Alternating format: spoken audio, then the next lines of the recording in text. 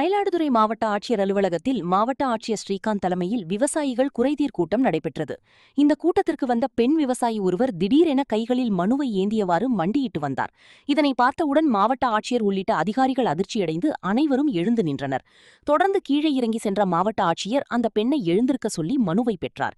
மயிலாடுதுறை தாலுகா அகர கீரங்குடியைச் சேர்ந்த ஜெயலட்சுமி என்ற பெண் விவசாயி தான் மறையூர் கிராமத்தில் 7 ஏக்கரில் 15 ஆண்டுகளுக்கு மேலாக சாகுபடி செய்து வருவதாகவும் அந்த நிலத்திற்கு டிரஸ்டுக்கு சொந்தமான நிலத்தின் வழியே போடப்பட்டிருந்த சாலையை பயன்படுத்த தயாளன் என்பவரின் குடும்பத்தினர் எதிர்ப்பு தெரிவித்ததாகவும் இதனால் நிலத்திற்கு செல்வதற்கு பாதை கேட்டு மனு அளித்ததன் பேரில் நடைபெற்ற அமைதி பேச்சுவார்த்தையில் பொதுப்பணித்துறைக்கு சொந்தமான புதிய இடத்தில் பாதை அமைத்து தருவதாக எதிர்த்தரப்பினர் உட்பட அனைவரும் அதிகாரிகளின் முன்னிலையில் ஒப்புக்கொண்டனர்.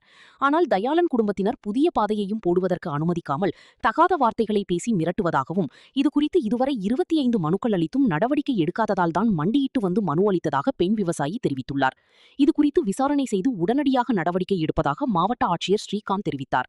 பெண் விவசாயி ஒருவர் பலமுறை மனுக்கள் அளித்தும் நடவடிக்கை எடுக்காததால் மண்டியிட்டு வந்து மனு அளித்த சம்பவம் பரபரப்பை ஏற்படுத்தியுள்ளது.